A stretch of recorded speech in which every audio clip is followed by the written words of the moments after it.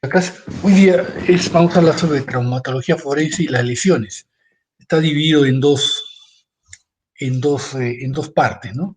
Pero las dos partes yo creo que si hay tiempo las hacemos hoy día. Primero comenzaremos definiendo la traumatología forense, que es una rama, evidentemente la medicina forense, ¿no?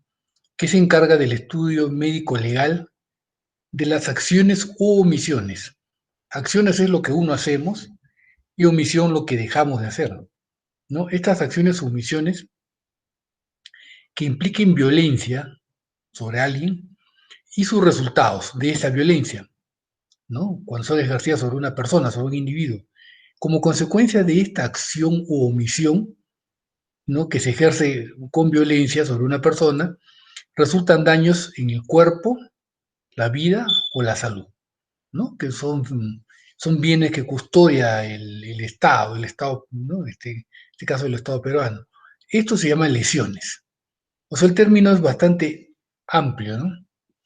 Entonces, hay otra forma de definirlo, ¿no? Esta es la definición de la guía médico-legal de, para valorar las lesiones corporales del Ministerio Público. Dice que lesión es el resultado de una violencia que ejercía sobre un individuo sin ánimo de matar, pues si hay ánimo de matar, sería pues homicidio, ¿no? Sin ánimo de matar, va a condicionar un daño a la vida, el cuerpo, la salud, ¿no? Esta alteración que va a producir esta violencia va a limitar o disminuir la integridad personal del afectado. O sea, el afectado, a consecuencia de esto, esta violencia, se va a ver con una limitación o una disminución de su integridad, tanto en lo orgánico como en lo funcional, ¿no? En lo orgánico como en lo funcional. Puede ser que orgánicamente uno recupere, ¿no? La forma como era antes, pero ya la función de repente no. Entonces acá se ven los dos aspectos, el orgánico y lo funcional. ¿Cuál es el bien jurídico que tutela el Estado en este caso? La integridad de la persona, ¿no? Todo el mundo, todos tenemos derecho a nuestra integridad física y psíquica. Y siempre va a ir de por medio una acción o una omisión. O sea, algo que hacemos o algo que dejamos de hacer. Como consecuencia de eso se produce una violencia que va a menoscabar la integridad de la persona afectada. Ahora, el perjuicio que nosotros causamos, o perdón, el perjuicio que causa el agresor, tiene que ser determinado por una evaluación médica. Acá no se trata de que alguien diga, fulano de tal me ha hecho daño, me ha producido esta secuela. No, no, no. Tiene que haber una evaluación médica, un peritaje médico, en el cual el perito, el médico, a través de valorando la causa, valorándola con causas, que vamos a ver ahora qué son, y también la evolución clínica de la lesión, el perito va a determinar la incapacidad temporal. ¿Cuánto tiempo esa persona va a tener incapacidad? ¿No? Y eso nosotros lo vamos a saber en base a los estudios de medicina, ¿no? Porque la incapacidad temporal tiene que ver cuál es el periodo para que consolide esa lesión, ¿no? Por ejemplo, una fractura de fémur, una persona joven, ustedes dicen un yeso más reposo, ahí dicen ya, 40 días. Ya, 40 días es lo que necesita de incapacidad temporal para que esté recuperado, ¿no? Y también hay que valorar el menoscabo permanente. O sea, si eso es la víctima, el afectado, ¿se va a recuperar totalmente o va a quedar con algún tipo de secuela? Eso también tenemos que valorar a lo que hacemos el peritaje, ¿no? Puede ser que vuelva a caminar, pues la persona ya no va a caminar igual que antes. Y si tenía alguna actividad que dependía de caminar, por ejemplo, era agente vendedor, qué sé yo, ya no va a poder hacer ese trabajo. Entonces, ese menoscabo sirve para que la administración de justicia, ¿no? El juez, determine la existencia de responsabilidad y la indemnización y el monto de esa indemnización, ¿no? En base a lo que el perito dice, ¿no? El juez va a decir, bueno, hay una responsabilidad del agresor, si hay. ¿Debe indemnizar? Debe indemnizar. ¿Cuánto? Ahí viene cuánto es, ¿no? Por eso es muy importante el peritaje médico, porque en eso se basa el juez, ¿no? Nosotros le podemos una lesión mucho tiempo de recuperación, evidentemente la cuantía de la indemnización es mucho mayor. Eso es en la parte civil. sin tener en cuenta la parte penal, ¿no? La gente en las lesiones mayormente se van a la parte civil, o sea, todo el mundo quiere ser resarcido con dinero. Esto que hacemos actualmente común, que se llama valoración del daño corporal, ¿no? O sea, cuánto vale el daño que le hemos producido a una persona. Esto comenzó muchos años antes, 2000 años antes de Cristo, ¿no? Ya había ahí un indicio de cómo valorábamos el daño que sufría una persona por la agresión de otro. Esas son las tablas de Nippur y en Sumeria, ¿no? Pero el primer tratado es el Código de Hammurabi. Solamente que Hammurabi lo basaba en la ley del talión de ese entonces. O sea, ojo por ojo, diente por diente. Los que tenían derechos a ser indemnizados, digamos, es cuando con cuestiones monetarias o bienes materiales, es cuando lesionamos a un esclavo, porque el esclavo era considerado un objeto. Entonces, si por hacíamos algo, ¿no? Una acción o omisión, y moría su esclavo, una persona, teníamos que pagarle o devolver a otro esclavo o pagarle con bueyes, con cosas que tenían valor en ese entonces, ¿no? Eso es una cosa, esos son los indicios. Actualmente el peritaje es muy importante, y ya lo vamos a ver después. ¿Por qué? Porque ahí caemos también en las denuncias por negligencia de los médicos, ¿no? Ahí también al cometer una acción u omisión, vamos a producir lesiones en la persona afectada. Y también nos denuncian y ahí se tiene que valorar cuál es el monto de esa indemnización. Entonces, el daño corporal del cuerpo, en términos generales, viene a ser pérdida o menoscabo que afecta a la integridad psicofísica de la persona. O sea, no solo se valora el aspecto físico, sino también el aspecto psíquico. Es la integridad psicofísica de la persona. Eso es lo que tenemos que valorar. Ah, elementos que constituyen la valoración. Eso me quita. Que no.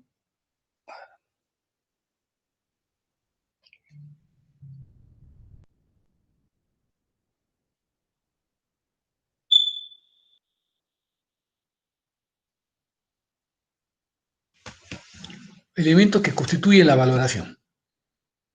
La valoración no es un proceso en el cual el médico ve la lesión y le pone lo que se le ocurre, ¿no? A mí me parece que es tanto y punto, o me cae bien o me cae mal, le pongo menos.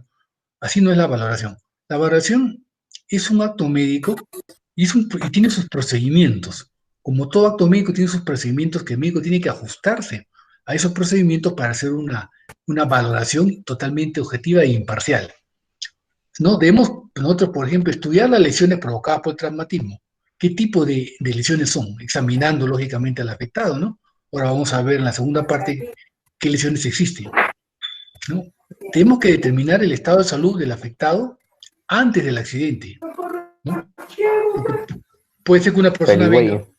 diciendo que lo han atropellado y tiene Nada de chivo, nada de una peligüey. cojera. Cierra su micro que está hablando, Nada, ¿no? Y tiene una cojera, pero de repente la cojera ya la tenía antes, era secuela de un nada. proceso patológico anterior, ¿no? Entonces, cuidado que no nos sorprenda, tenemos que valorar y determinar cómo estaba la persona antes de sufrir el accidente. Otra cosa que debemos hacer es establecer el nexo de causalidad. ¿Qué significa nexo de causalidad? Relación causa-efecto, ¿no? Causa-efecto. Por decir, alguien le acusa que le pisó el pie y por eso tiene fractura de cadera. Ustedes dicen, ahí no hay causa-efecto, porque nunca un pisotón le piba por ser fractura de cadera. Tiene que haber nexo de causalidad entre la agresión sufrida y la lesión recibida. Y eso también es parte del peritaje médico, ¿no? Otro es evolución de las lesiones sufridas. Cuando llega el agraviado, para que lo reconozcamos, la agresión no se produce el mismo día. O sea que estamos en el Perú y a veces la agresión, o sea, se produce una semana antes, 15 días antes y viene recién donde ustedes. Entonces ustedes ven una lesión que ha evolucionado de repente favorablemente y le ponen una incapacidad menor. Tienen que tener en cuenta la evolución de las lesiones. Por eso nos sirve todos los conocimientos que podamos tener en los cursos de medicina. Tenemos que determinar más o menos la fecha de curación o consolidación. Nosotros sabemos que las enfermedades tienen una historia natural, ¿no es cierto? Más o menos podemos establecer así, ¿no? Dice, una fractura de clavícula, ¿qué es? Un niño. Ya le ponen su vendaje en 8, los niños rápido se recuperan, y dice ya 15 días, y ya está. Uno sabe cuál es el periodo. Pero si es una persona de 70 años, no, este probablemente va a necesitar hasta que le ponga un clavo, una placa, se va a recuperar en 3 meses. Entonces va variando, y eso lo sabe el médico. Todas esas cosas tenemos que tener en cuenta antes de valorar la lesión, ¿no? Y determinar el detrimento final, ¿no? Al final, o sea, las secuelas. ¿Cómo va a quedar esta persona? ¿Va a quedar bien? ¿Va a quedar mal? Le han cortado la cara. Ven un corte, por ejemplo, con vidrio, con botella. Ustedes saben que cuando hay pérdida de sustancia, ¿cómo cierra? La herida cierra por segunda intención, no es una herida lineal. Entonces ya por algo uno estudia medicina y dice, no, este va a dejar una cicatriz permanente, o sea, va a dejar una secuela. Eso también nos sirve para hacer la valoración, ¿no? Entonces, el primer objetivo cuando hacemos la valoración médico-legal de los daños en el cuerpo es probar o demostrar con criterios científicos que la violencia ha causado una lesión. Ese es el paso número uno, ¿no? La gente viene y usted le dice, ¿qué tienes? Tengo estas heridas cortantes en brazos, piernas, me han asaltado, ¿no? A ver, lo agarraron al supuesto agresor. Le encontraron, por decir, un martillo, pero con el martillo no te puedes haber hecho heridas cortantes, porque las heridas de martillo son contuso cortante, no corresponden. Tiene que haber una relación de causalidad. Importante, no se olvide que aquí en el Perú mucha gente denuncia y se hace pasar como que tiene alguna lesión producto de una agresión y a veces no es cierto. No podemos dejar que nos sorprendan, ¿no? Entonces, ustedes tienen que probar que con criterios científicos, probarse uno mismo que el hecho del litigio ha causado una lesión, ha causado secuelas o inclusive la muerte. Este es el primer problema pericial, la relación causa-efecto. Con eso ustedes se hacen esa idea, ¿no? A ver, ¿por qué viene? Se ya por esto es. ¿Qué heridas tienes ya? ¿Cómo está su estado de salud previo? ¿No? ¿Cómo han evolucionado las lesiones? ¿Cuándo consideran que ustedes va a estar recuperada la persona y cómo va a quedar. ¿Va a quedar con secuelas o no va a quedar con secuelas? ¿No? Por eso el peritaje es un acto médico. El único que puede terminar eso es el médico. Las lesiones, desde el punto de vista de evaluación médico forense, según la ley en el Perú, se clasifican como leves y graves. Las leves son las que a la hora que ustedes lo hagan la valoración de la lesión, le dan menos de 30 días, pero más de 10 días de asistencia médica y o descanso, ¿no? Yo le veo a una persona y le digo, vas a tener que estar en el reposo 14 días, porque eso considero que hace tiempo para que te preocupes, ¿no? Entonces ya excederían, ¿no? Porque las leves son, no, perdón, encajaría, son más de 10 días, pero menos de 30. O sea, entre 10 y 30 son leves. La que les acabo yo de mencionar encajaría como leve. Mientras que las graves son las que requieren 30 o más días, pero a veces sin requerir 30 o más días son las que ponen en peligro la vida. Una lesión grave ha puesto en peligro la vida de la persona. Estuvo en riesgo de morirse, estuvo en riesgo de morirse. ¿Causa deformación? Sí, lo han deformado, ¿no? A la persona. La deformación, para fines médicos legales, se considera cara y cuello, o sea, la parte visible. ¿Se va a quedar con una cicatriz? Claro, una deformación. Es una lesión grave. ¿Producen impotencia funcional? Si producen impotencia funcional también es grave. Por ejemplo, le operan de la mano a una persona, no, una persona fue asaltada, o una pelea, y le cortan con un pico una botella, le cortan los tendones, ¿no? De la mano. Cortarle la mano produce corte de los tendones. La persona queda con una impotencia funcional, ya no va a poder cerrar la mano nunca. Se considera lesión grave, ¿no? Si producen invalidez, si han mutilado, bueno, esta es la desfiguración grave, queda desfigurado, o que requieran 30 o más días de asistencia o descanso, ¿no? Todo esto constituye grave. Entre menos de 30 y más de 10 es leves. Y cuando son menos de 10 días, se considera falta contra la persona, ¿no? La diferencia está en que la falta contra la persona habitualmente se arreglan en la comisaría, ¿no? Se ponen de acuerdo y firman un acta y ya está. Las leves y graves van a denuncia a la fiscalía. Las leves tienen que ser promovidas, ¿cómo se llama? Privadamente.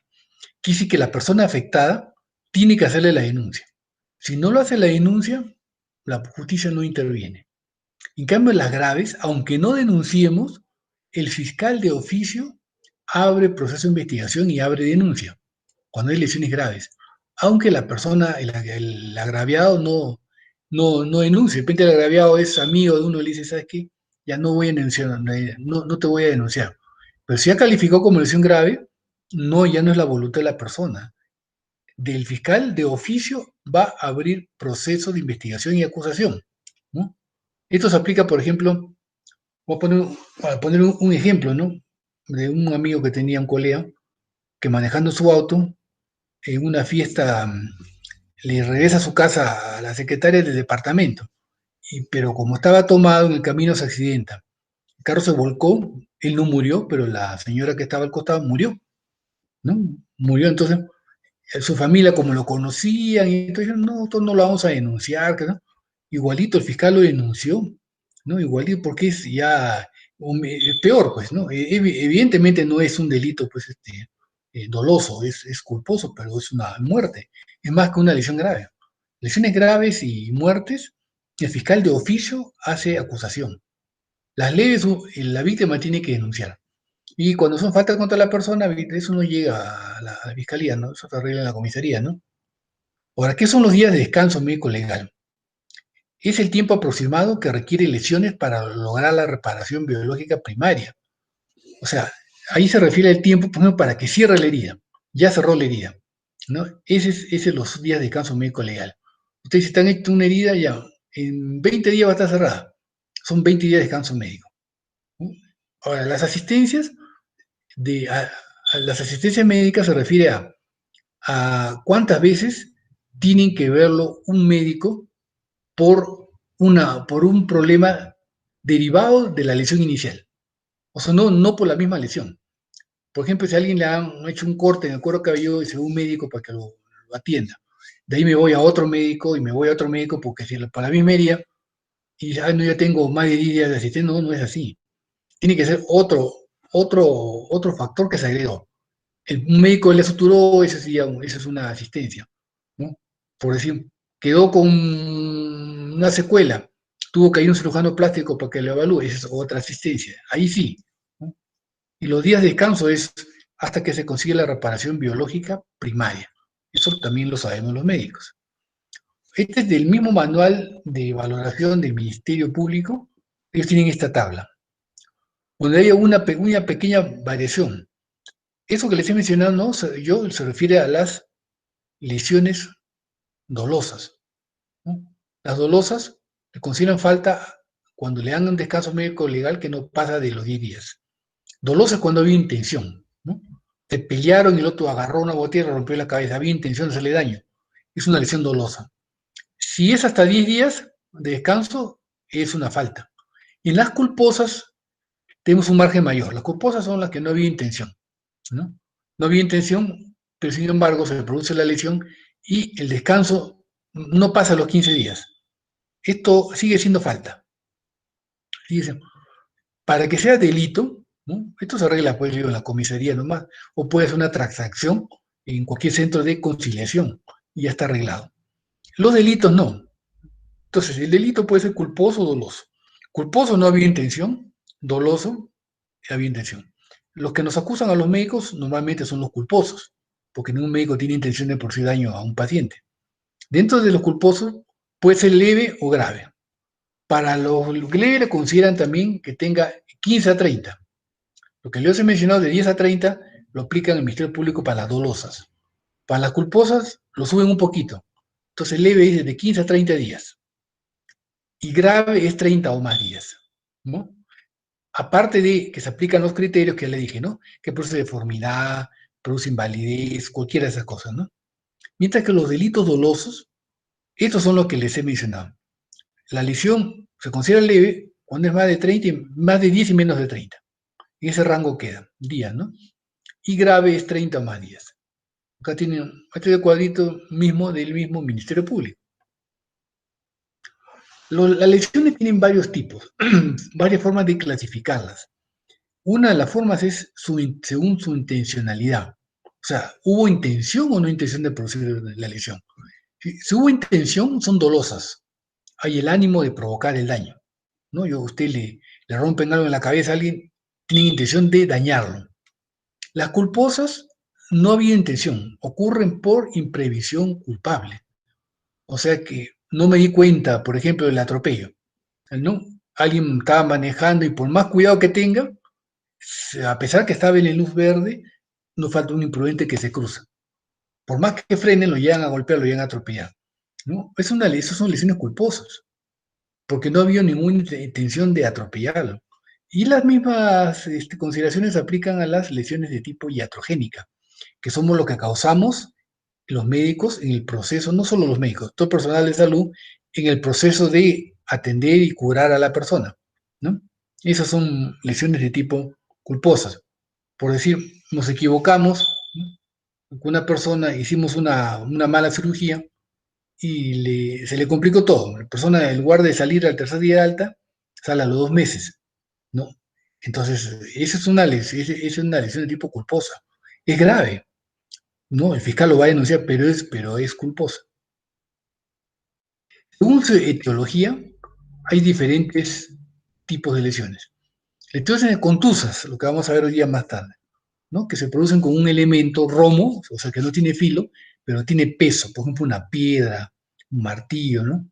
Son lesiones contusas. Las lesiones por arma blanca, que también vamos a ver en otra clase. Lesiones por proyectil arma de fuego, también. Asfixias. Lesiones por agentes físicos, lesiones por agentes químicos y lesiones psíquicas. Lesiones psíquicas también, porque lo que se custodia es la integridad psicofísica, ¿no? El problema es de que las lesiones psíquicas no son fáciles de demostrar. No, es un poco difícil demostrar una lesión psíquica, ¿no? El peritaje psiquiatra forense y no siempre se llega a conseguir un resarcimiento. Por las otras lesiones sí se puede conseguir porque son objetivas. La psíquica es un poco difícil. Según su teología médico forense, las lesiones se clasifican también así: accidente, suicidio, homicidio, ¿no? Accidente, suicidio, homicidio. Por el mecanismo de acción, o sea, la forma como el agente produce la lesión en la víctima, puede ser por contusión, perforación, ¿no? Penetración. Perforación es cuando tiene entrada y salida. Penetración es solamente entra pero no salió. Por sección, o sea, corte. Por estallido, se refiere pues a los explosivos, ¿no? Por compresión, cuando le cae pues peso encima a una persona, ¿no? Por choque, eso se refiere ya pues al agente de tránsito. Por arrollamiento, también cuando le pasa algún tipo de vehículo encima, ¿no?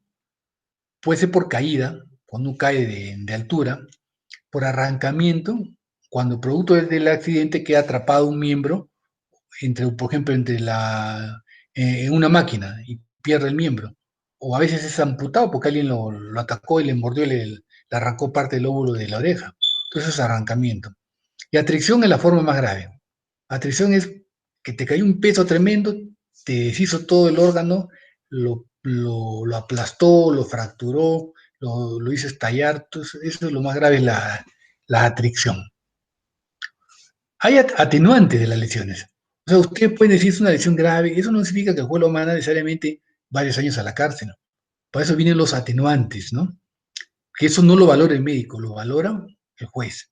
El médico puede intervenir acá. Por ejemplo, el juez le puede haga un peritaje para ver si este acusado tiene tal enfermedad mental.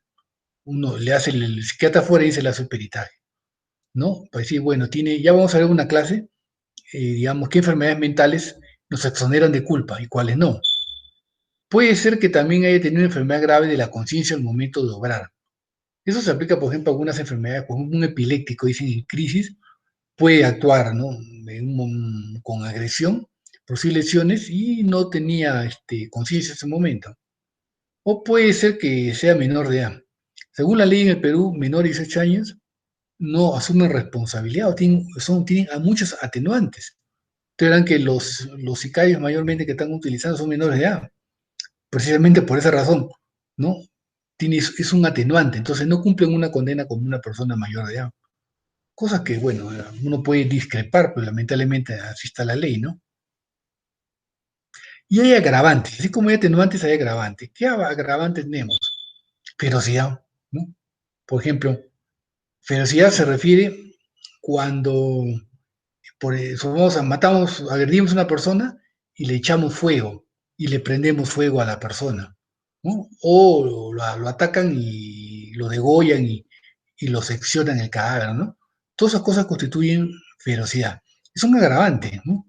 ¿Se acuerdan de ese caso, esta chica que le echaron gasolina, creo, hace unos 3, 4 años, un hombre, y le prendió fuego y llegó a morir por las quemaduras? Pues esa ahí tiene agravante, ¿no? Varios agravantes, pero entre los de ahí hay ferocidad de querer quemar viva a una persona, ¿no?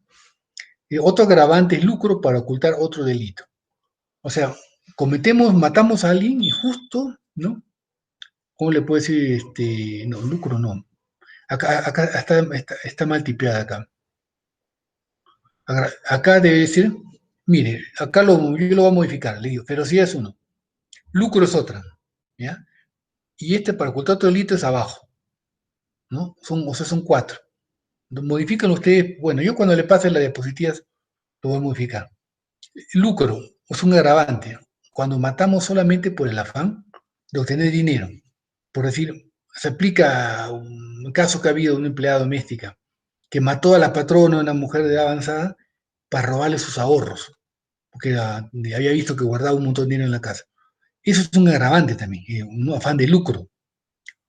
El otro agravante es para ocultar otro delito, ¿no? Por decir, ustedes están, no, el acusado mata a una persona y otro lo ve, de casualidad un vecino sin querer lo ve, y también lo mata el vecino para que no lo denuncie, para ocultar el delito que ha cometido. Entonces, eso también se considera agravante. Habitualmente los agravantes les dan penas muy altas, pues, ¿no? No 25, 30 años, inclusive les pueden dar hasta más de 30 años. O otro agravante es ser ascendiente o descendiente, ¿no?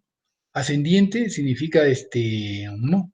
Significa porque descendiente es que uno es hijo de, ¿no? Entonces, por decir, la gente que mata a sus padres, mira, eso es un agravante, ¿no? O la gente que mata a sus hijos, también son otros, ese es otro agravante.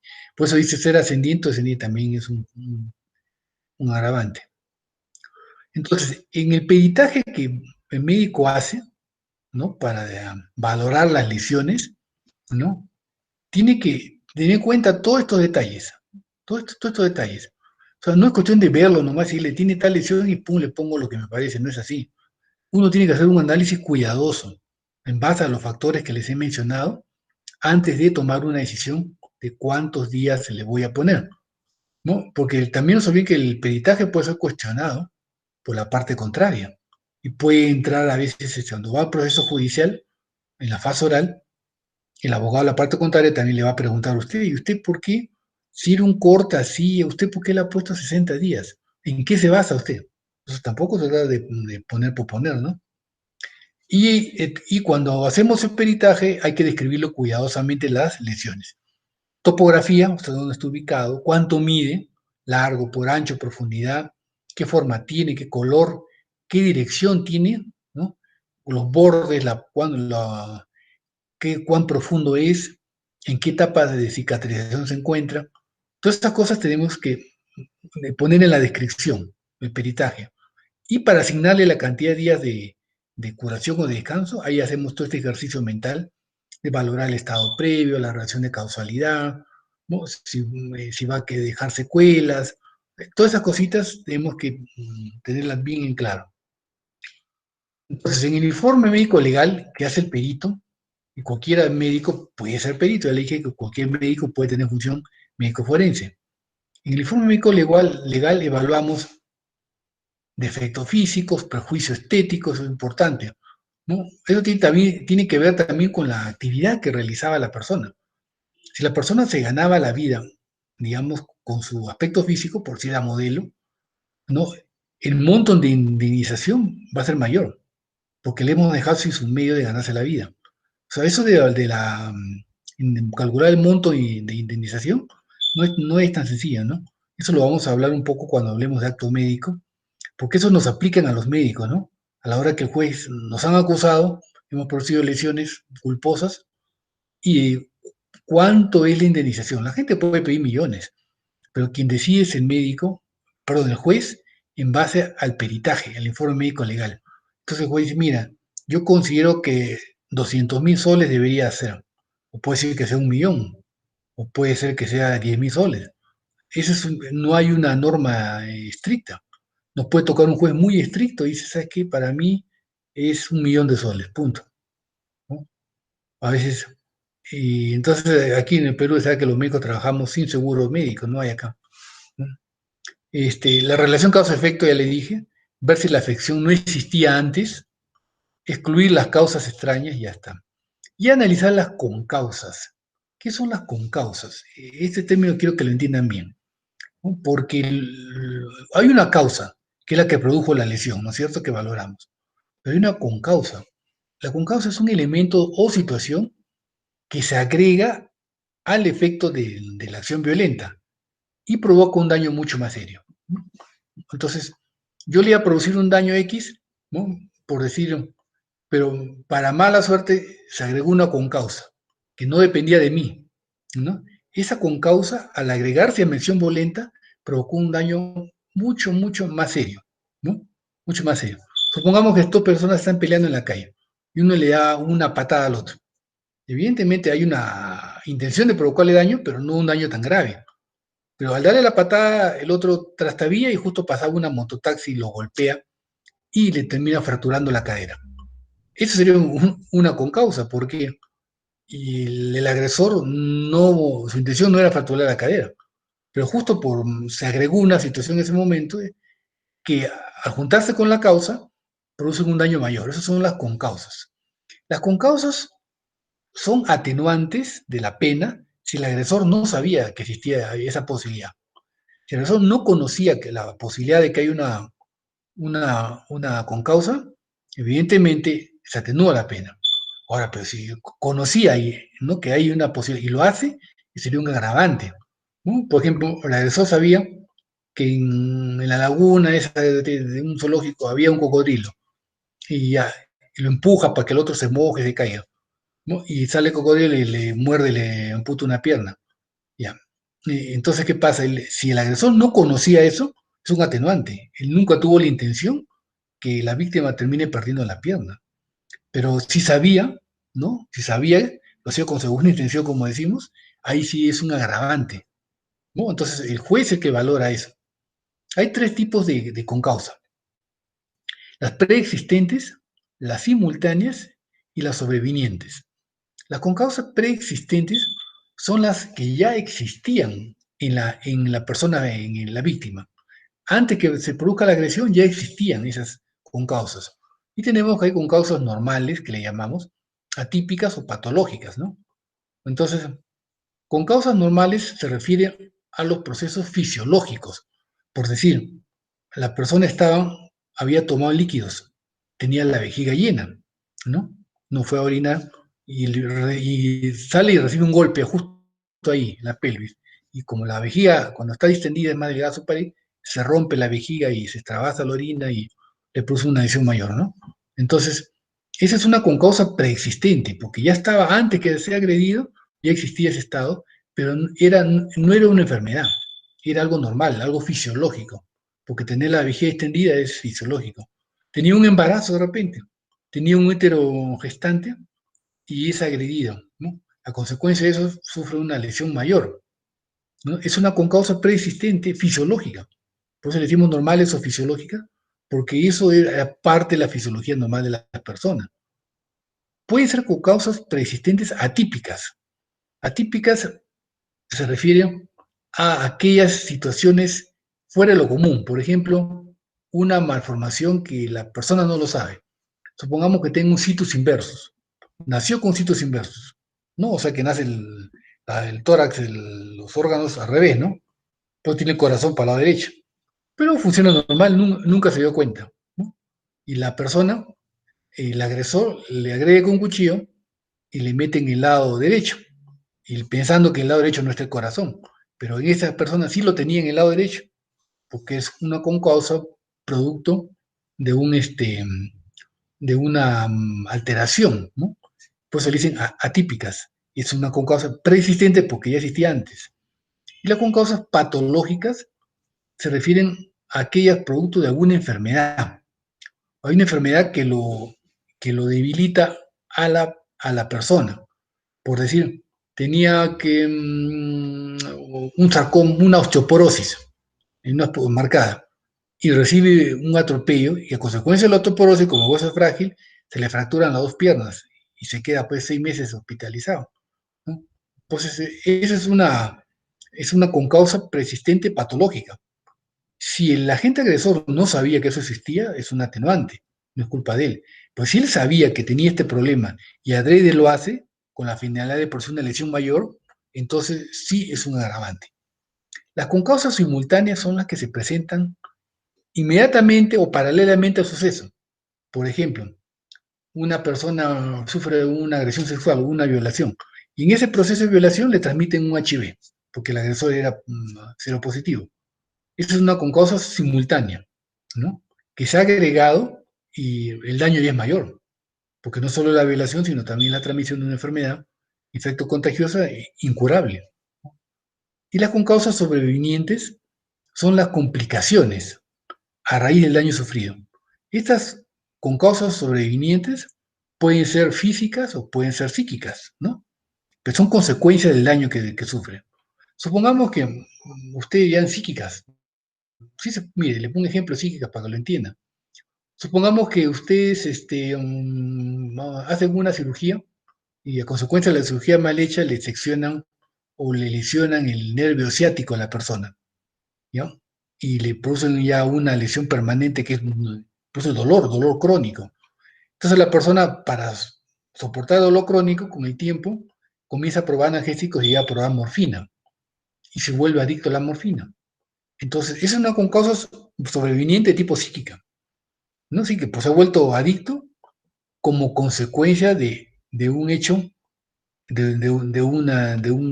como consecuencia de una lesión previa, ¿no?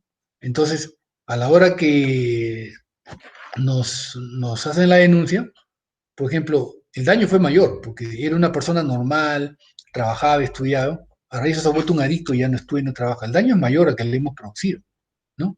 Pero es una concausa. Nosotros no sabíamos que esa complicación iba a suceder, ¿no? Entonces, hay que analizar siempre las concausas. Yo digo, no es tan sencillo.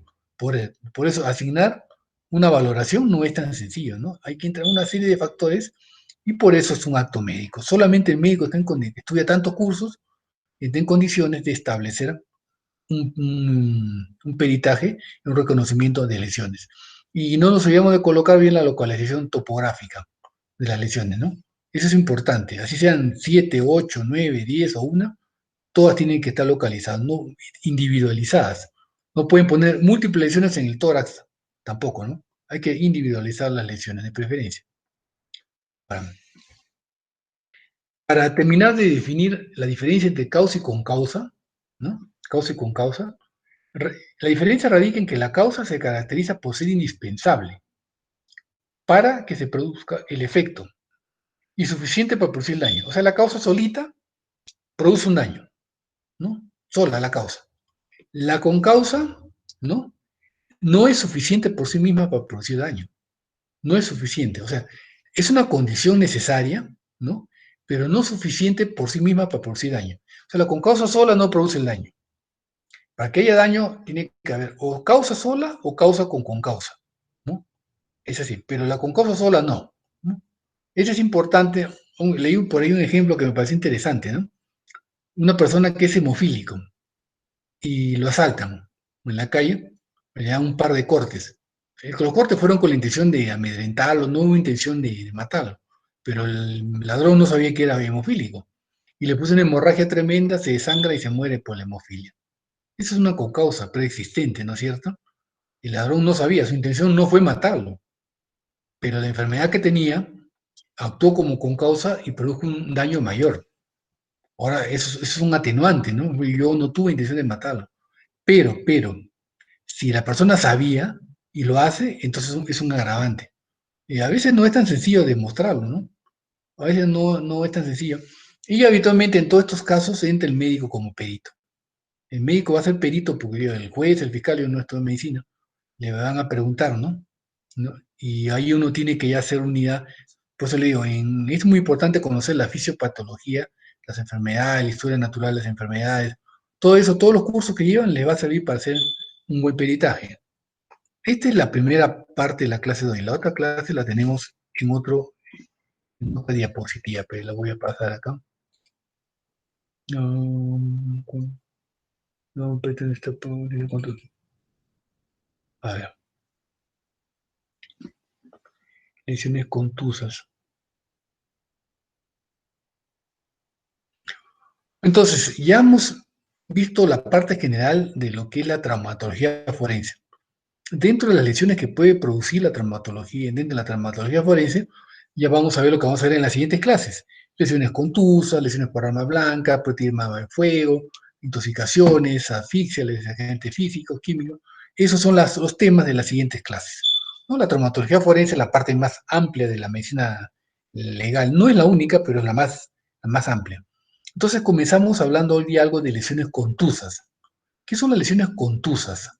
Son lesiones producidas por la acción violenta sobre el cuerpo de una persona, de un agente que tiene superficie roma, o sea, que no tiene filo, ¿no? Ni tiene punta. Tiene superficie roma, pero tiene un peso suficiente para provocar daño, ¿no es cierto? Una piedra, ¿no? Tiene peso para provocar daño. Eso se considera lesiones de tipo contuso. Bueno, los que producen las lesiones contusas son los agentes contundentes, ¿no? O sea, el elemento que produce la lesión contusa. Hay dos tipos de agentes contundentes, los agentes naturales y los no naturales, ¿no? Los, no, la- los naturales son los que existen normalmente en la naturaleza, ¿no? Están ahí, han sido creados ahí, existen en la naturaleza. Pueden ser ambientales, ¿no? Por ejemplo, una piedra es un agente contundente natural ambiental, porque ya existía ahí. ¿Quién la creó la piedra? No lo sabemos, ¿no? Y se encuentra en el medio ambiente. Es el ejemplo clásico. Pueden ser corpóreos, o sea, no están en el medio ambiente, sino son parte de nuestro cuerpo. Y acá tenemos uñas, dientes, puños, cabeza, o sea, existían. Evidentemente no existen para agredir, ¿no? Nadie tiene los puños ni la cabeza para agredir al otro, ¿no? Pero en determinadas circunstancias, algunas personas los usan como agentes contundentes. En ese caso se consideran agentes contundentes naturales corpóreos. Ahora ustedes miran, pero las uñas y los dientes no son romos. Eso es cierto. Las uñas y dientes escapan de la clasificación y entran como agentes contundentes, pero como especie especiales, ¿no? Porque en cambio el puño, la cabeza es roma y tiene peso, ¿no? Nadie tiene filo en la cabeza, ¿no? Y tiene un peso suficiente, ¿no? Entonces los puños también. Entonces, las uñas siguientes no, pero entran dentro de lo que es agentes contundentes. Y los agentes no naturales, acá tenemos elementos que no existen en la naturaleza por sí solos, como una piedra o un tronco. No existen por sí solos. Alguien tiene que haberlos hecho, ¿no? Y pueden ser preexistentes o exprofesamente preparados. Son preexistentes cuando ya existían para otro fin. Alguien, por ejemplo, un martillo. Un martillo ya existía, es no natural porque alguien lo va a construir ese martillo. Y no, pero no está hecho pues para agredir, está hecho para un fin utilitario, ¿no? Existe normalmente para fines utilitarios, pero alguien lo puede utilizar como un agente contundente, ¿no?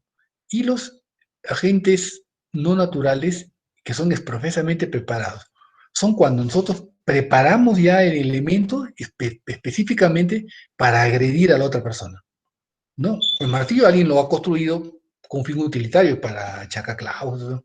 Las cosas, ¿no? Pues nadie lo ha construido para agredir.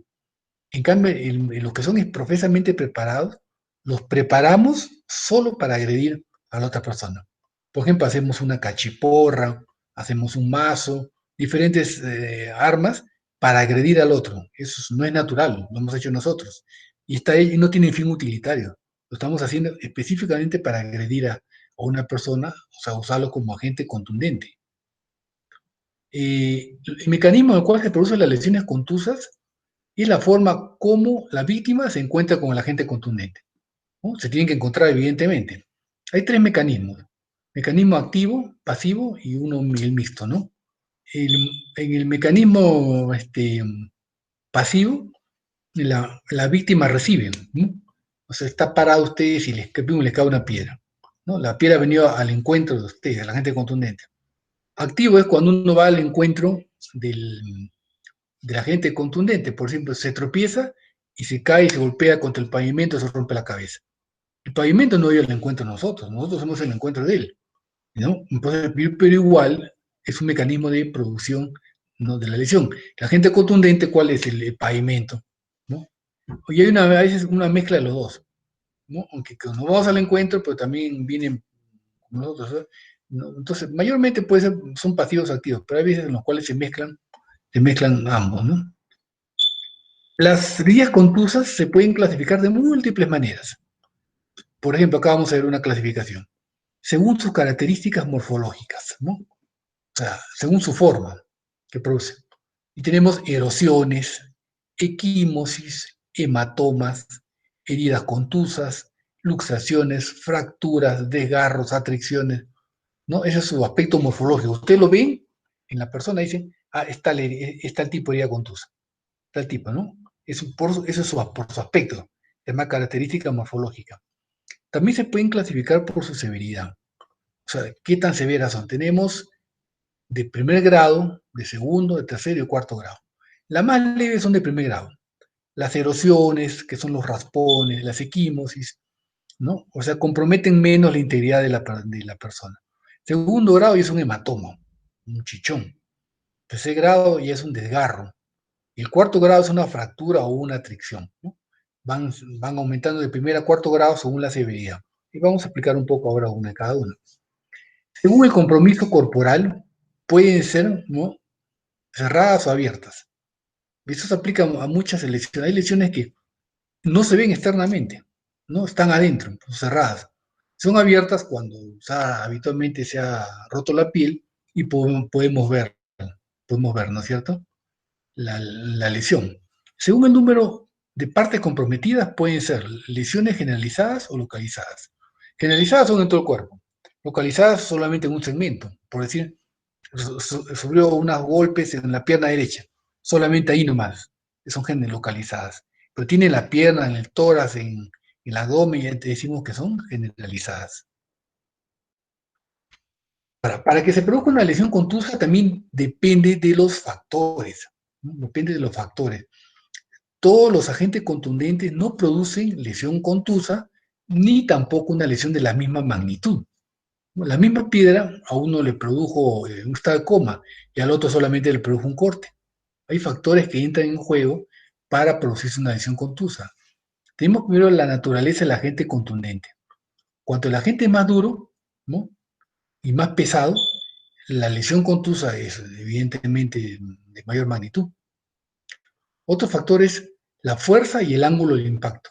¿Con qué fuerza llegó el agente contundente y qué ángulo de impacto? Por ejemplo, ustedes estaban parados ahí, ¿no?, y les cae una piedra. La piedra le han tirado a 2 metros, 1 metro, evidentemente la fuerza es mayor, ¿no?, que si le han tirado la piedra de 10 metros. Entonces, la que está más cerca ejerce más fuerza y va a producir una lesión mayor, ¿no? Depende también de la velocidad. O sea, acá hay dos factores, ¿no? Ese es como la fórmula de la energía, que es masa por velocidad al cuadrado, ¿no? Ya, más masa, más velocidad, evidentemente desprende más energía, producen una lesión mayor. Y también el ángulo del impacto. Si el agente contundente les agarra de lleno, la lesión es mayor. Están parados y la piedra les cae directamente acá, ¿no? Una lesión grande. Pero justo ustedes estaban corriendo ¿no?, y al pasar les cae, pero así rozando nomás, ¿no? Entonces la lesión es menor, es el ángulo del impacto. Y eso está relacionado con la movilidad del cuerpo. Cuando una persona está fija en un lugar, el impacto es mucho mayor. Pero si la persona está en movimiento, el impacto es de menos fuerza. Es más difícil acertarle a alguien que está en movimiento que a alguien que está fijo. Ustedes verán que en las peleas de box, los boxeadores en su esquina siempre que le grita el que está en quien dice, muévete, muévete, ¿no? Precisamente para minorar, ¿no? La magnitud del impacto que podría recibir. Si se queda parado y le cae un golpe, bien, se va a ir a la lona, ¿no? Pero si está en movimiento es más difícil, ¿no? Entonces, tiene también que ver acá el área corporal contundida. Hay áreas en el ser humano que son más sensibles. ¿Cuál es el área más sensible? La cabeza, ¿no? Una cabeza, una piedra que le cae en el pie no les hace el mismo daño que si le cae en la cabeza. Depende del área corporal. Y depende del físico de la víctima, ¿no? Evidentemente, las personas de físico más, o sea, de menor físico, el daño es mayor. Por ejemplo, un niño, una criatura, un niño que pese 15 kilos, 20 kilos, ¿no? Le dan un golpe, evidentemente la fuerza es mayor, ¿no? La agresión hacia las mujeres y todo. Tiene que ver con el físico de la víctima, ¿no? En cambio, hay personas que tienen un estado físico, digamos, mucho mayor que cualquier resto de la gente, que a veces es un poco difícil, ¿no? Muy difícil, por ejemplo, que esa persona sufra un daño. Pues hay muchos factores que uno tiene que analizar, ¿no?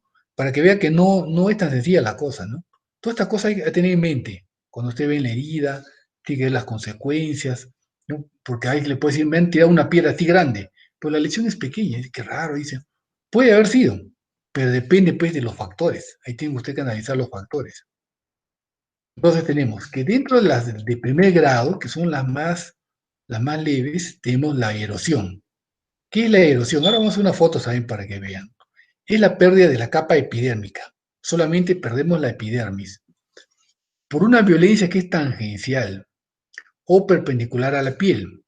Pero solamente se escama la epidermis y el estrato basal no.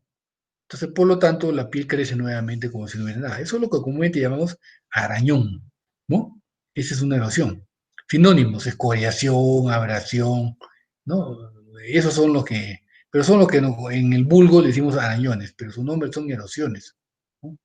Estas erosiones van a hacer que sangren los capilares superficiales, con unas gotitas de sangre, entonces va a dar una costra rojiza parduzca, ¿no? Que se deseca más o menos en una semana, ¿no? Se dice que en una semana se cae y no dejó ninguna huella, ninguna secuela. Quiere decir que si ustedes les traen a la persona para examinarle después de una semana y le dicen, ¿qué cosa le hizo el agresor? Me produjo arañones, pero usted ya no tiene nada, claro. Y ya no, pues porque ya pasó su tiempo de evolución de ese tipo de lesión. En los cadáveres, las erosiones producen erosiones apergaminadas, duras y amarillentas. Porque hemos hecho prácticas grupo 1 y 2, habrán visto ese cadáver que en la región dorsal, ¿no? Así se ven cuando uno produce erosiones en un cadáver. Son lesiones apergaminadas, amarillentas, ¿no? Las erosiones generalmente acompañan a otras lesiones y mayormente son pasivas, ¿no? O sea, que alguien lo agrede a uno le puso arañones, ¿no? La presencia de ropa puede impedir su formación. Claro, hay personas que la arrastran, sufren erosiones, pero como está con ropa, la ropa se rasga, pero el cuerpo no. La otra que tenemos es la equimosis, que también es de primer grado. La equimosis es diferente a la erosión. Es una extravasación de la sangre localizada en una parte del cuerpo, ¿no? Localizada. Porque se rompen vasos sanguíneos pequeñitos, capilares, vénulas, ¿no? Puede estar bajo la piel o bajo las membranas serosas, o sea, puede haber equimosis internas, ¿no? Entonces, se pueden clasificar según el compromiso corporal en equimosis superficiales o profundas. Superficiales son las que vamos a ver encima, profundas las que están en los órganos internos. Según la etiología, ¿no? O sea, ¿qué lo causó la equimosis? Puede ser traumáticas, espontáneas y terapéuticas, no nos olvidemos de eso, ¿no? Traumáticas son por una agresión, uno sufre un golpe. Espontáneas habitualmente son por enfermedades. Por ejemplo, un hemofílico tiene equimosis espontáneas, ¿no? Porque es la misma enfermedad. O terapéuticas cuando por hacer alguna maniobra terapéutica al paciente desgarramos los vasos de la piel y lógicamente le producimos una equimosis. El ejemplo clásico es cuando queremos punzar la vena para hacer una venipunción, ¿no? Entonces vamos a ver una equimosis ahí que es terapéutica. O sea, la presencia de equimosis no necesariamente indica una agresión. hay que descartar que sea terapéutica o que sea espontánea, ¿no? Y regresamos al caso que les he mencionado en clases anteriores, de ese caso vocalista de Corazón Serrano, ¿no? Que tenía equimosis múltiples, pero no eran traumáticas. El médico legista le pone lesiones traumáticas. Entonces, alguien las ha producido, ¿no? Hay un acusado ahí, una persona que se da presa. Pero resulta que no eran traumáticas, sino eran terapéuticas, ¿no? Como eran terapéuticas, evidentemente no puede meter presa a nadie, ¿no? Ahí no había ninguna intención de nada. ¿Cómo la diferenciábamos? Por los lugares, ¿no? Las terapéuticas tienen su lugar y solo están presentes en los lugares terapéuticos. En cambio, las traumáticas en cualquier parte, ¿no? En cualquier parte. Entonces, eso tiene que fijarse bien, ¿no? Ahora, ¿cómo evolucionan las equimosis? El primer día es un color rojo violáceo. ¿Quién no conoce una equimosis? Todos conocemos una equimosis. El primer día es así. Ese color no queda así. Y depende en qué momento ustedes le hacen el peritaje. Entre el segundo y cuarto día, ya, ya no es rojo, ya es sino más violáceo. Y es porque la hemoglobina se va metabolizando el pigmento, ¿no? Vuelve hermosierina, después violáceo. Entre el cuarto y el décimo día se vuelve verdoso ya, ¿no? Es por la hematoidina. Y de 10 a 15 días se vuelve amarillo por la hematina. Después desaparece, ¿no? O sea, si usted lo ven después de 2 o 3 semanas, ya no va a encontrar la equimosis, porque ya el organismo la ha eliminado. O sea, habitualmente desaparece sin dejar huellas. Para que se produzca una equimosis tiene que haber ruptura de vasos, tiene que haber circulación sanguínea, ¿no? Presión arterial adecuada y coagulación de la sangre. Requisitos, ¿no? Desde ese punto de vista, ¿no? Para hacer una equimosis, por ejemplo, un cadáver, no, porque el cadáver no tiene circulación, ni tampoco tiene presión, ¿no? Pues habitualmente los equimosis se producen en personas vivas, no van a producir equimosis en un cadáver. El hematoma es otro tipo de herida contusa, pero ya de segundo grado. El hematoma es lo que normalmente le decimos chichón, ¿no? Son colecciones sanguíneas, o sea, es un cúmulo de sangre, porque el traumatismo ha sido más intenso. Había un traumatismo fuerte, de más fuerza que los anteriores, y ha roto vasos más grandes. Como rompe vasos más grandes, se sale la sangre y esa sangre hace relieve, ¿no? ¿Quién no ha tenido un chichón a veces en la cabeza? ¿No? Es común el cuero cabelludo, ¿por qué? Porque el cuero cabelludo hay muchos vasos. Se rompen los vasos, sale la sangre y hacen un relieve, ¿no? Hay factores que favorecen su extensión y producción. Hay factores que favorecen que se extienda el hematoma, que se produzca el hematoma. Primero, la violencia del trauma. Mientras más violento, más posibilidad que sea un hematoma. Segundo, la riqueza vascular de la región. Mientras más vasos hay, más posibilidad de que sea un hematoma. Por eso, donde más hematoma vemos son en el cuero cabelludo. ¿Por qué? Porque el cuero cabelludo tiene riqueza vascular, muchos vasos, y presencia de plano óseo subyacente. Cumple dos requisitos importantes ahí. Por eso es de que con un golpe, una piedra en la cabeza, inmediatamente hace un chichón, ¿no? Otro factor que entra a tallar es la laxitud del tejido celular subcutáneo. Que el tejido celular subcutáneo sea laxo. En algunos lugares que son laxos, permite que se acumule la sangre. En las personas que tienen fragilidad vascular, también, ¿no? Son factores que le van agregando. Evolución. ¿Qué pasa con el hematoma? Una vez que ya se produjo. Ya dije que la erosión y la equimosis desaparecen, ¿no? Ya saben qué cantidad de días se van a desaparecer en promedio, en promedio. ¿Y el hematoma qué pasa con el hematoma? También puede ser que desaparezca, pero demora más, ¿no? Demora más el hematoma. El hematoma demora más en desaparecer, porque es más grande la colección de sangre. No puede demorar un mes, más de un mes y medio, depende del tamaño. Puede ser que no desaparezca, sino que organice. O sea, ¿qué significa se organice?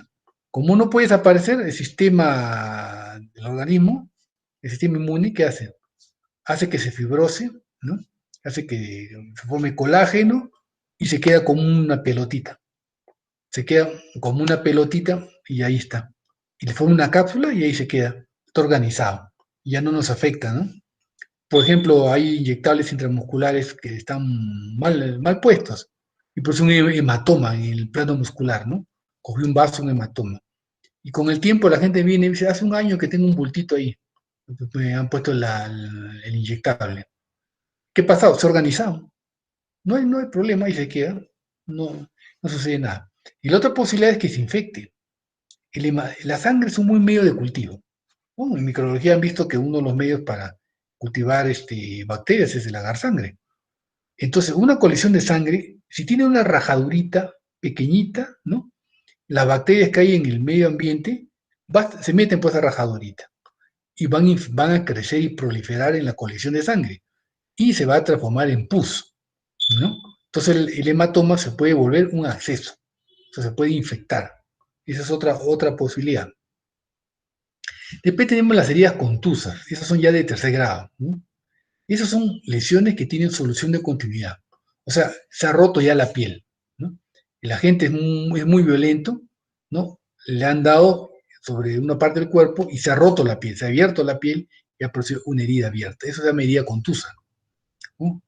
Las heridas contusas tienen características, por ejemplo, son formas irregulares, formas desiguales, ¿no? Tienen varios ángulos.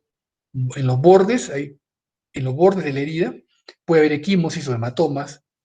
El fondo de la herida es sucio, no es una herida como la herida quirúrgica, ¿no? Que el fondo es limpiecito. No, acá el fondo es sucio. ¿No? Hay lugares del cuerpo donde hay relieves óseos, lineales, y ahí parece que fue una herida cortante, ¿no? Por ejemplo, los boxeadores muchos sufren esta herida contusa en el arco superciliar, ¿no? Si ustedes lo miran, parece que lo hubieran cortado. Pues el otro boxeador de repente le ha cortado con algo. No, no es que le ha cortado, sino que el borde del arco superciliar es lineal. Y cuando recibe un golpe, un objeto contundente, en este caso el puño, el relieve oso lineal lo corta a la piel. Entonces, es una herida contusa, que a veces se confunde con una herida cortante, ¿no? Ahora, el mecanismo de producción de la herida contusa es igual, ¿no? Activo-pasivo, según la dirección de las fuerzas que actúen, percusión violenta, reiteración, ¿no? Reiteración es cuando estamos dándola ahí constantemente, ¿no? Arrancamiento o tracción, ¿no? Ahora, ¿qué problema médico forense vamos a tener en cuenta cuando evaluemos las heridas contusas? Que puede haber contusiones sin un trauma externo visible, ¿no? O sea, dice, alguien lo acusa que lo han golpeado, pero ustedes los examinan externamente no ven el trauma externo visible, ¿no? Las fuerzas del orden que torturan, por ejemplo, les ponen creo que una almohada ahí, ¿no? Y pues los golpean y según ellos no deja un trauma externo visible, ¿no? Otro problema es que puede aparecer la lesión en la zona no contundida, ¿no? De repente fue golpeado, por decir, en la frente, ¿no? Pero la lesión a veces es un poquito más abajo. Eso tiene que ver con los planos óseos, ¿no? Pero no es lo más frecuente, pero puede ser. Las equimosis también pueden desarrollarse horas o días post-trauma. Bueno, a veces no son al momento, porque mientras se rompe el vaso, mientras se colecciona la sangre, ¿no? Hay que ver la presencia de signos vitales en la herida, porque una cosa es una herida hecha en una persona viva que una herida hecha en un cadáver. La persona que viva, que le hacen una herida, va a tener signos vitales en la herida. ¿Cuáles son los signos vitales? Va a tener hemorragia, ¿no? Ahí en el borde de la herida, ¿no? Infiltración de los tejidos con sangre. En cambio, ustedes un cadáver, ustedes cuando lo cortan, no hay hemorragia, no hay infiltración hemática en los tejidos. ¿No se acuerdan cómo cortó su cadáver en anatomía? ¿Acaso sangra o no? ¿O ven infiltración de sangre? No, porque no tiene circulación, ¿no? Entonces, vamos a ver los signos vitales en la borde de la herida, hemorragia, los tejidos infiltrados, con coágulos y con separación de los labios, porque las fibras elásticas actúan en el vivo. Usted le puso un corte en el vivo y el borde se ve así, abierto, ¿no? Porque las fibras elásticas jalan ambos lados. En el muerto ya no. Entonces ustedes muerto hacen un corte y los labios siguen pegados, ¿no? Y sus signos vitales, ¿no?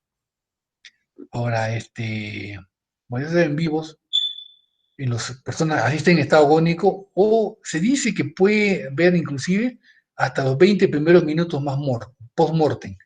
Ya no hay circulación 20 minutos post-mortem, pero sí puede ser que la sangre esté líquida todavía. Entonces la sangre puede impregnar la herida y nos hace ver como si tuviera signos vitales también, ¿no?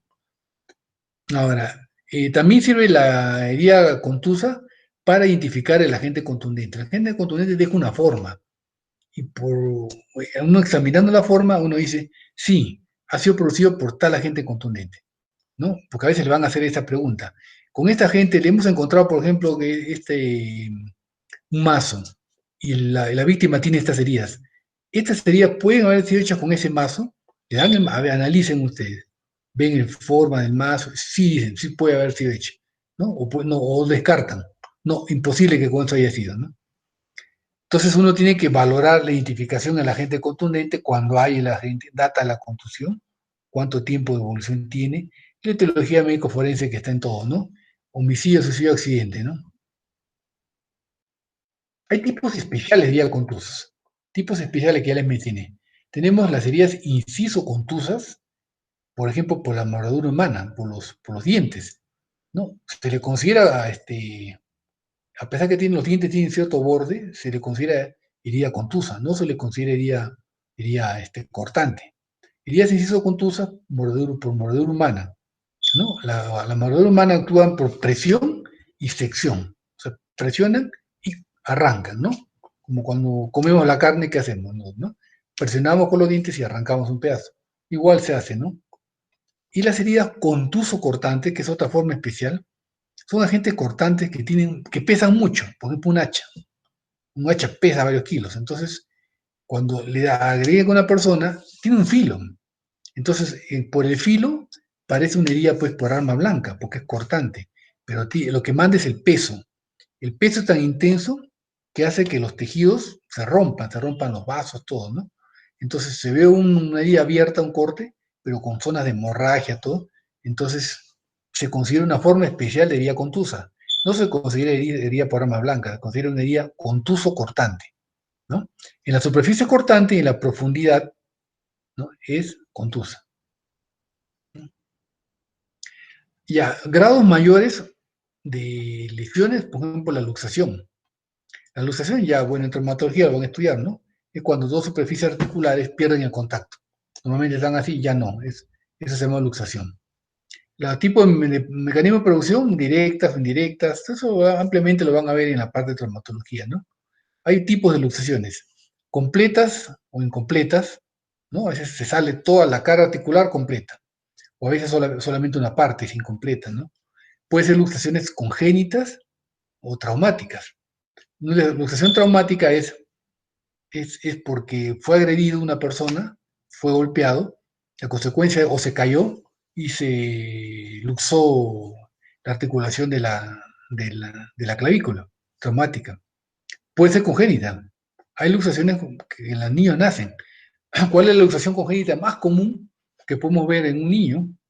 Que es la luxación congénita de la cadera, ¿no es cierto? Nadie lo ha golpeado. Ha nacido con la articulación luxada. También pueden ser luxaciones recientes o antiguas. Recientes son las que se han producido en ese momento, ¿no? El paciente llega a la emergencia y ustedes van a ver cómo le reduce el traumatólogo, ¿no? Le mete su ajustada a ese momento y vuelve a su lugar, porque es reciente. Cuando es antiguo no se puede hacer eso. Hay tejido fibroso alrededor y todo, y hay que hacer habitualmente procedimientos de tipo quirúrgico, ¿no? Pero es más que todo para que lo define. Y fracturas, que es la solución de continuidad de huesos. Es la ruptura de un hueso. También, esto lo van a ver en traumatología.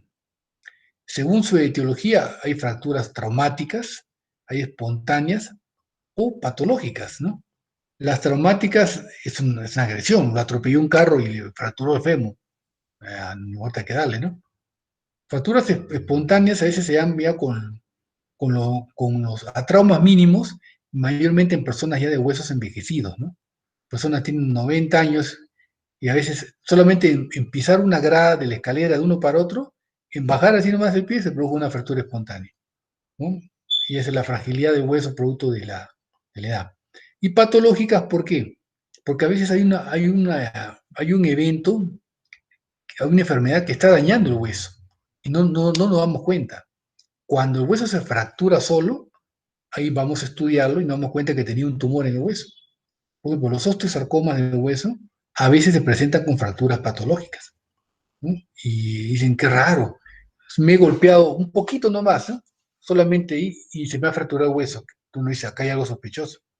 Entonces, a veces encuentran un tumor que ha crecido en el hueso, lo ha erosionado, en un momento que lo ha terminado por quebrar, ¿no? También a fracturas por sobrecarga, especialmente las caminatas largas, ¿no? Personas que caminan, corren maratón o hacen caminatas de 20, 30 kilómetros, la sobrecarga del hueso, imagínate a alguien que camina 30 kilómetros, puede hacer que se fracture espontáneamente por la sobrecarga, ¿no?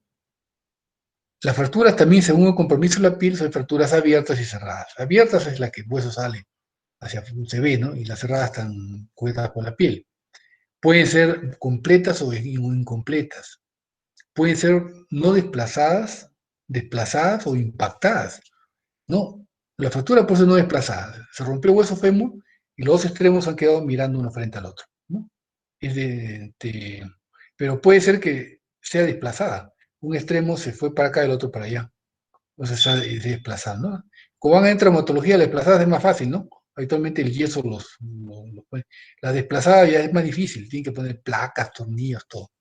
O las impactadas, ¿cuáles son las impactadas? Es cuando un extremo de un hueso se mete en el otro. Se ven las personas que caen de altura, ¿no? A veces que por fines suicidas o por accidentes caen, y a la hora que caen, por ejemplo, se fractura el fémur y una parte fémur, la parte superior de la fractura se mete en la parte inferior, ¿no?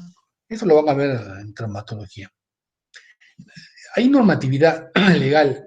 Ya le dije que la función de ustedes no somos abogados, ¿no? Así que, pero es bueno tener siempre alguna idea.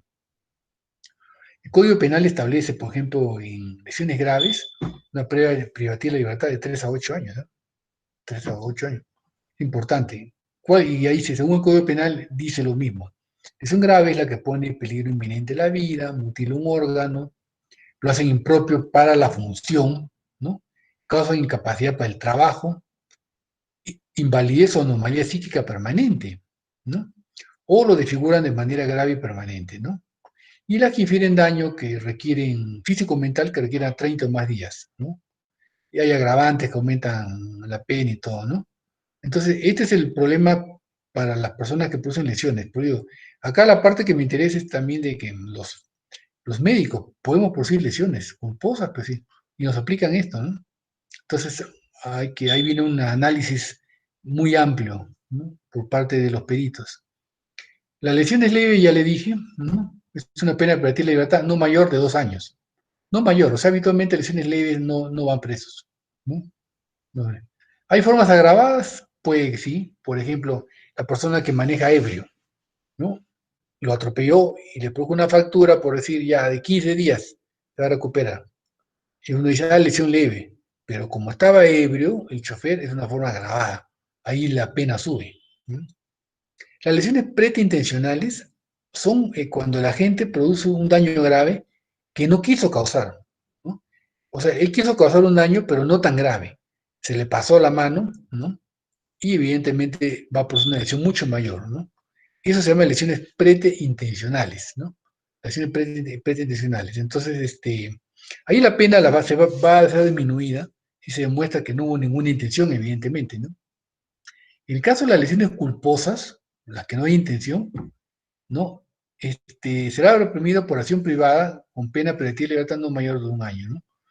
Bueno, la sanción penal de la lesión culposa no es tan grande en el Perú, la penal. Lo que más nos preocupa, nuevamente con 1 año de nadie se va preso aquí en el Perú con menos de 1 año de pena privativa de libertad. Habitualmente eso es un arresto, pues así, con restricciones, ¿no? No se van presos. O sea, es raro encontrar un médico que se vaya preso por una lesión culposa. Pero el problema es que la gente nos denuncia por la vía civil. Y la vía civil es indemnización, es dinero, ¿no? Y en base al peritaje y todo, el juez valora una serie de cosas y establece a veces unos pagos que exceden largamente lo que el médico puede pagar. O sea, un criterio no es que el médico gane poco, ¿no? Eso no es un criterio, ¿no? El criterio puede ser, tú vas a resarcir con 1 millón a tal persona. El médico puede, pero yo no gano 1 millón pues, ni en broma. Eso no tiene nada que ver. Venderás todo lo que tiene, te prestarás plata, lo que sea. Eso no es un criterio, ¿no? Los criterios son otros, ¿no? Que ya veremos en la clase de acto médico. Ahora, si la lesión que se produce es grave, la acción penal es de oficio. O sea que ya no hay que hacer denuncia, sino que el fiscal de frente hace la denuncia, ¿no? Y la pena en las formas culposas es de 1 a 2 años también. O sea que tampoco es tanto, ¿no? ¿No? Pero si es por inobservancia de reglas técnicas de profesión, pena será 2 a 4 años. Esto es difícil que esto se pueda demostrar. Pero habitualmente, por eso digo, es bien difícil que un médico cumpla pena privativa de libertad, porque son lesiones culposas. Y nuestro gran problema son las indemnizaciones, porque ahí entra lo que es el daño, el daño emergente, el lucro cesante, el daño moral. Al final sacan la cuenta, se le dio una cantidad de dinero tremenda, ¿no? Ah, cuando es menos de 10 días de descanso o atenciones, ¿no? Hasta 10 días, ¿no? Extenso descanso. Estas son algunas imágenes, ¿no? Es una ruptura hepática, ¿no? Una ruptura hepática. Y estas imágenes pueden darse en diferentes traumas, ¿no? Puede ser trauma por un accidente de tránsito, puede ser por caída, por diferente. El hígado es uno de los órganos que más frágil, es grande, pero fácilmente sufre daño por su ubicación y por su tamaño, ¿no? Entonces acá, mire, se ha lacerado y se ha destruido. Esto sangra tremendamente, y eso para coserlo no lo pueden ni coser, ¿no? Son laceraciones de hígado. Esta es una fractura de cráneo, ¿no? Esta es la base del cráneo, han abierto, han sacado el cerebro, miren acá el trazo de fractura, ¿no? La base del cráneo. Esta es una hemorragia subdural, por debajo de la dura madre. Esto tienen que cortar la dura madre y por debajo van a ver, ¿no? Habitualmente es una hemorragia localizada. Este tema es el hematoma epidural. Ese es por encima de la dura, ¿no? Ven acá, hematoma epidural. Habitualmente son traumáticos. El epidural como subdural son traumas. O se cayó, lo golpearon, pero habitualmente son traumas, ¿no? En cambio, la hemorragia sucaranoidea mayormente es, ¿no? Ruptura de un aneurisma, malformación arteriovenosa, etcétera, ¿no? Esto es una equimosis. Equimosis es una lesión plana, ¿no? Pero ya no es tan violácea, ¿no? De acuerdo al color de esta equimosis, más o menos, ¿cuántos días usted le echarían en promedio? A ver, ¿alguien puede aventurarse a decir? ¿De alguna idea? 3 días. Más o menos esta equimosis, ¿de cuánto tiempo haces? ¿De ayer? ¿De hace 2 días? ¿Más o menos cuándo? 10 días, doctor. Claro, por lo menos, ya tiene un color amarillento por zonas, ¿no? ¿No? Sí. O sea, ya tiene un color medio amarillento. El siguiente paso de unos días va a desaparecer. Más o menos usted da un rango de aproximadamente, nunca se dice exactamente, ¿no? Pero un rango de ahí, como están bien, es una equimosis, ¿no? Es una erosión, pero ya con costra, ¿no? Se ha perdido el epidermis. Esto no deja huella, pero o sea, la costra hemática. La costra se seca y se cae, y ya creció piel nueva abajo, ¿no? Son lesiones superficiales, ¿no? Habitualmente estas no son lesiones graves, ¿no? Y acompañan otras lesiones. Por ejemplo, una persona ha sido agredida, tiene hematomas, equimosis, y también tiene erosiones, ¿no? Esta es otra erosión, miren, ¿no? Es bien superficial, solamente se pierde, ¿no? Son arañones que le decimos, ¿no? Y se pierde la epidermis, pero no el estrato basal. Esto crece de nuevo, ¿no? Y, y cicatriza, habitualmente no pasa de la semana, ¿no? Son lesiones leves. Esta es otra erosión, ¿no? Esas lesiones costrificadas, mire, ¿ve? Cuando está vivo y ustedes lo arrastran a la persona, así se ve. Pero si viera cadáver, se va a ver esos surcos blanquecinos que les enseñaba a unos en la práctica de lunes y martes. A ese es en el cadáver. Así se ve en el vivo. Es una herida contusa. Heridas contusas son heridas, ¿no? Por objetos que tienen borde y perdón, que tienen peso suficiente, ¿no? Entonces, el borde de la herida no es una herida cortante, como hecha con un bisturí, ¿no? O con un cuchillo. Ustedes ven que es una herida de bordes irregulares, mire, ¿ve? Tiene una entradita acá, una entradita acá. Lo examinan bien, es una herida, ¿no? Deflecada, fondo sucio, no es irregular. Y si lo miran de cerca, van a encontrar que tiene hematomas, tiene sangre, acá tiene coágulo. Esto ha sido hecho en vida, evidentemente. Entonces uno describe, herida que mide tantos centímetros, ¡guau!, ¿no? Ubicada en la región frontal, lado izquierdo, todas esas cosas, con signos de vitalidad, o sea, signos de vitalidad, ¿no?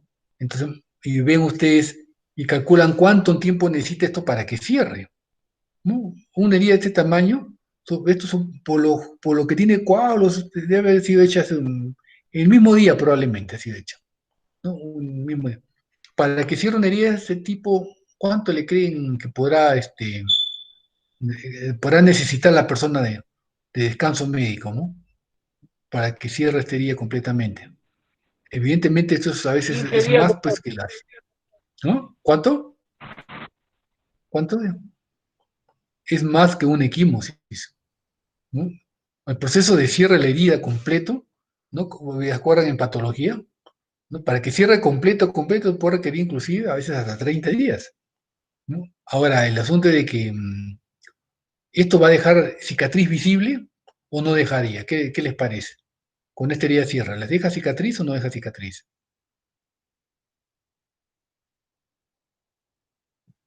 ¿Qué creen? ¿Alguien ha visto una herida así o ha tenido una herida? ¿Mm? Claro, deja cicatriz. Habitualmente, unos más, otros menos, pues dejan una cicatriz. Y es un lugar visible. O sea, esto lo desfigura a la persona. Lo desfigura porque ya cambia su fisonomía, ¿no es cierto? Por lo tanto, si esta persona pidiera una indemnización, la indemnización es mayor, ¿no? Las que producen desfiguración se pueden considerar lesiones graves, ¿no? Esta es la herida por mordedura humana, ¿no? Ven la entrada de los... Hay heridas puntiformes y otras lineales, ¿no? Depende de la forma de la pieza dentaria. Las heridas por mordedura humana son una de las peores heridas que hay. O sea, mejor es que te muerda un perro que te muerda un humano, porque la cantidad de gérmenes que tenemos en la boca produce mala evolución de estas heridas, ¿no? Habitualmente vienen infectándose feamente. Pues vean, ¿no? Es una forma también de herida contusa la mordedura humana. Es una forma especial, pero se considera herida contusa. Esta es una erosión lineal, pero esto no, pues estos son los surcos de la mano, ¿no? Esto es una erosión lineal, ¿no? Es leve, primer grado. Esto también no pasa de la semana y ya desapareció y no deja ninguna huella, ¿no? Entonces, en una práctica ya posterior vamos a ver lesiones, ¿no? Tipo para poderlas valorar, ¿no?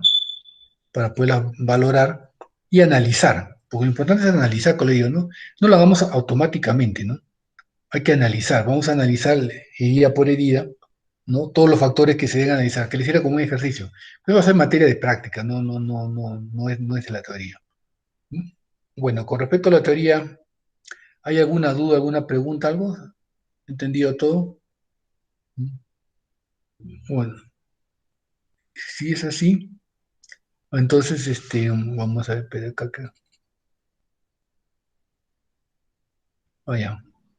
Entonces, ya sería con el grupo de práctica A3 hoy día a las 6:30, ¿ya?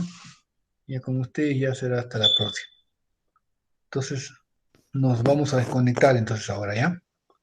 Ok, Ya, doctor. chicos. Doctor, Ya. quería comentarle, Sí, ayer le hablé sobre la asistencia de práctica. Hay 3 grupos que ya. todos los integrantes no tienen marcado su asistencia de la segunda práctica. El grupo A1, A2 y el B1. De la segunda práctica. Sí, Ya voy a entrar ahora mismo de nuevo porque ayer entré a las últimas. Mira, la segunda práctica, 2 veces les he puesto presentes. Porque la vez pasada no aparecían, a pesar de que les volví a poner presente y todo me dice que no hay. Ese sí, sistema mismo que no es por alguna razón. Pero ahora mismo lo voy a hacer. Me hice la mm, segunda práctica, ¿no? Y revisen sí, doctor. siempre. Sí, revisen siempre y me avisan para yo corregirlo. Ahora me dices el grupo A1, A2 y el B1, ¿no? Sí, Ya. Ahora mismo lo voy a ver de nuevo, ¿ya? ya, Ya, doctor, entonces así gracias. quedamos. Nos vemos más tarde con el grupo de práctica. Hasta luego. Hasta luego, doctor.